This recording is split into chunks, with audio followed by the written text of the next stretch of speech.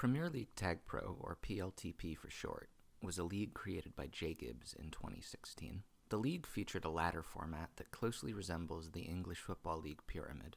There were 2 tiers, and promotion and relegation between the tiers gave both an opportunity for a lower team to rise to the top, and also motivation for the elite players to stay on their game, for there were always challengers.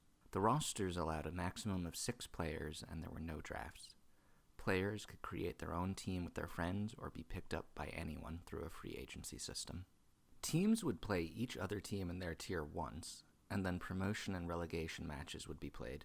The bottom 2 teams of Tier 1 and the top 2 teams of Tier 2 would automatically be demoted and promoted respectively. There would then be a tournament between the 3rd and 4th place teams to determine who else would be promoted. During the postseason period, there would also be a playoff between the top 6 teams to determine the winner of the regular season. On top of all of this, there was a season-long tournament a la the FA Cup, running alongside regular season matches.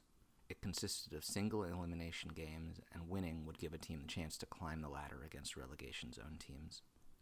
Okay, I think the league's format has been explained enough. It is interesting, and one that people wanted for a while.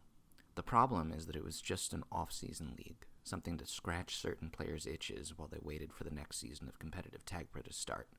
Jay Gibbs would need a lot of participants to make this all work, so he had a couple incentives.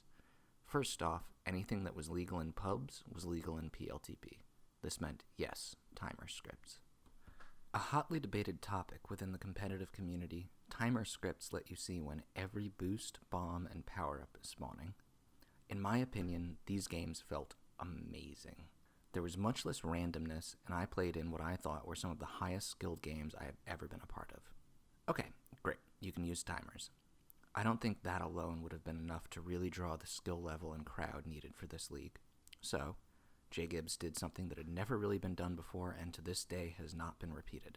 See, Jay Gibbs needed the best players in the game to be motivated, to be active enough to keep their spots, while also giving weaker players a reason to want to grind hard to maybe have a chance at the Tier 1 playoffs. And what better incentive for any player than money?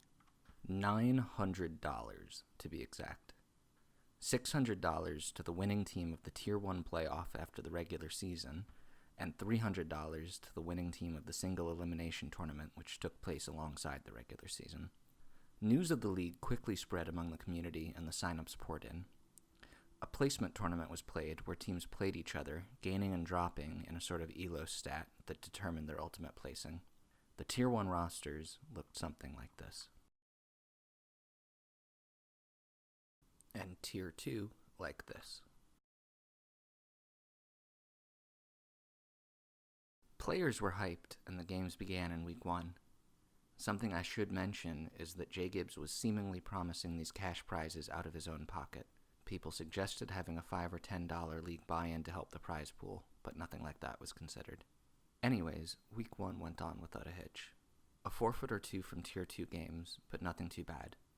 Week 2, though, saw the disbanding of a Tier 1 team, and more forfeits from Tier 2 games, with teams not being able to field a roster. As far as I can tell, there was only one game that did not get forfeited from Tier 2 during Week 3. Not a good sign for the league. Again, a forfeit or 2 in Tier 1. There was clearly a problem. In order for this league to work, people needed to be super active and motivated to play. But there was almost no motivation for these players. Standings weren't updated for Week 3. They were constantly being updated after next week's matches for the week before. Stats were not being submitted, as there was no real reason to, or even a place to submit them. Basic things that competitive players expect from a league, such as stat boards, clear communication, and clear-cut rules, were not being offered. We move on to Week 4.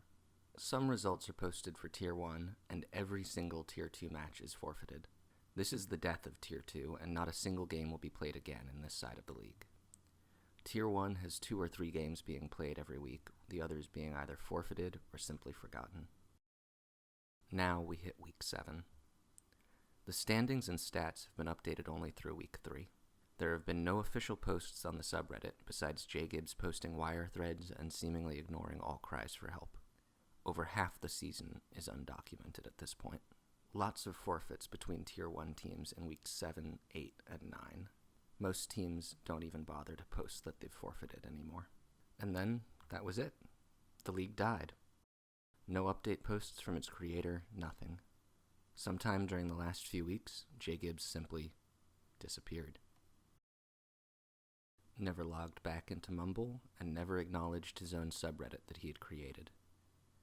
The subreddit remains up for those of us who wish for a nostalgia hit every now and again.